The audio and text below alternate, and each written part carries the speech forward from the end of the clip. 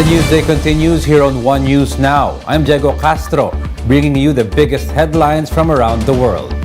The White House defends its decision to shoot down 3 unidentified objects over the last few days.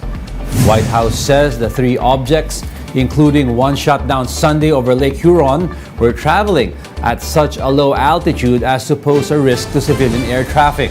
American and Canadian officials admit, though, that they still could not explain the origin of the 3 objects that U.S. fighter jets downed over North American airspace.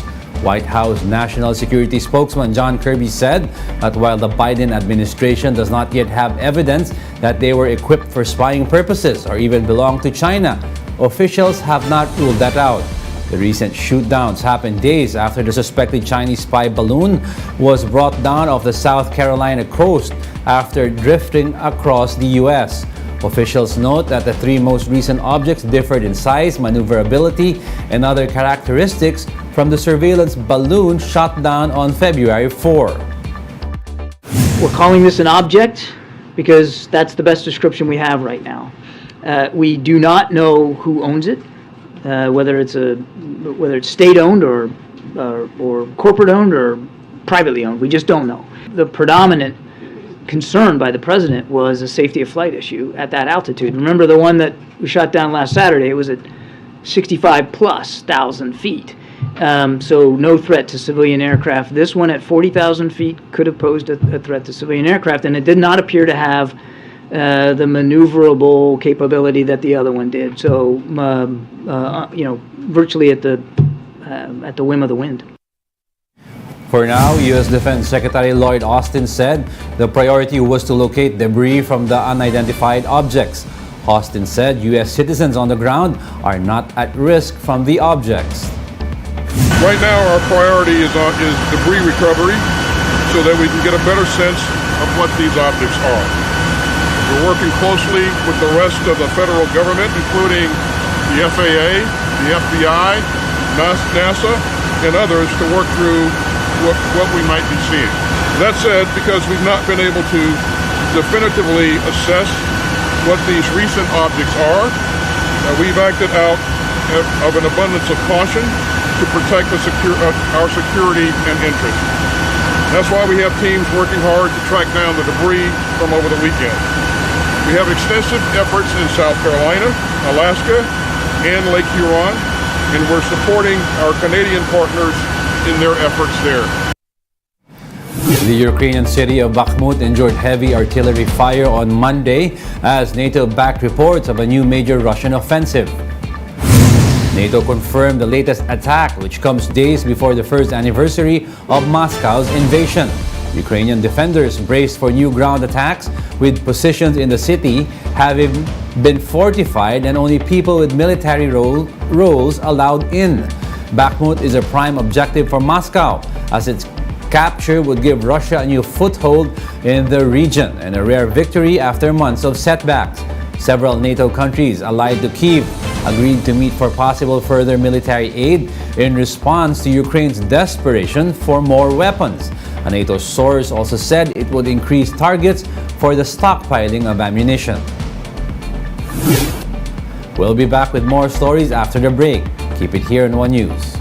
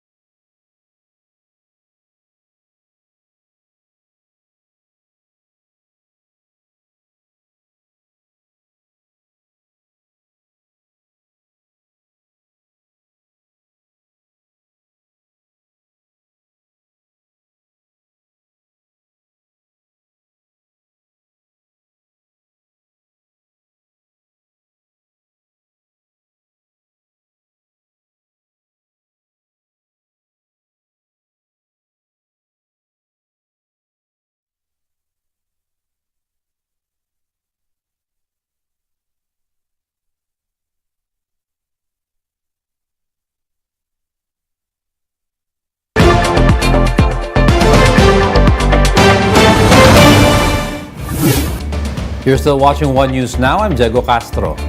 Public anger grows in Turkey over the government's response to the magnitude 7.8 earthquake.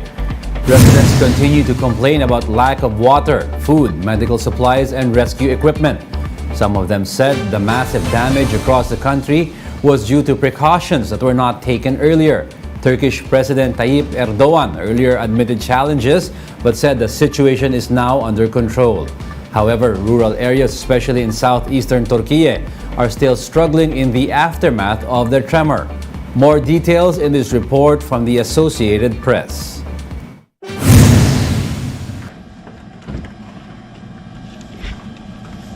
Believe that he was part there during the earthquake.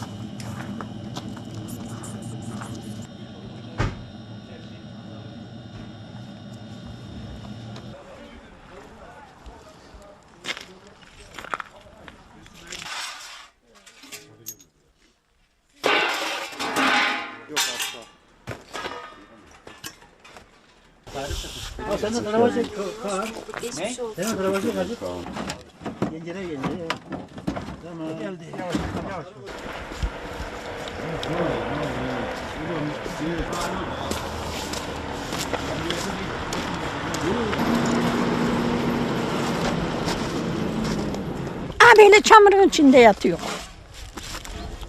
İkimiz, üçümüz, dördümüz bir yatıyor. Yer yok ne de üç ev bir arada. Üç, dört. Bak aha şu taca tütüyor ya. Ha.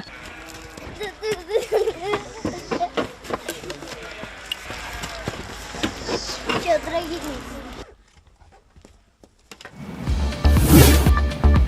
Over in the U.S., this year's memorable Super Bowl included plenty of big plays on and off the field. Here's a look at some of the top moments from Sunday night's game in Arizona. The Kansas City Chiefs claimed their second Super Bowl win in a span of 4 years.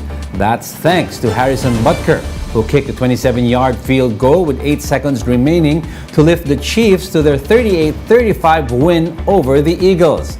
Kansas City's quarterback overcame a sprained ankle to earn Super Bowl MVP honors after throwing for 182 yards and 3 touchdowns. Meanwhile, pop and R&B superstar Rihanna delivered a high-flying Super Bowl halftime performance. She stood on a platform that raised and lowered as she belted out the lyrics to some of her hit songs.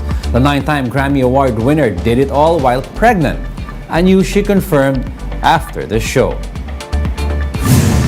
Phoenix, Arizona is transformed into a week-long valley of fun as it not only hosts the Super Bowl but also kicked off the Phoenix Open. Though Phoenix is no stranger to hosting big events, this was a huge weekend even by its standards. Winter and spring months are already tourist season in Arizona, and the Super Bowl added another layer of revelry, adding tens of thousands of people who filled bars and restaurants and at times spilled onto the streets. Jay Perry, President and CEO of the Arizona Super Bowl Host Committee, says the buzz is definitely there.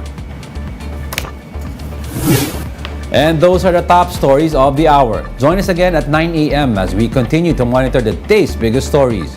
You can also catch One News on Signal Play. Register an account now at signalplay.com so you can stream One News live anytime, anywhere. Coming right up is Agenda at 8 a.m. I'm Diego Castro. We are One News, all sides, all the time.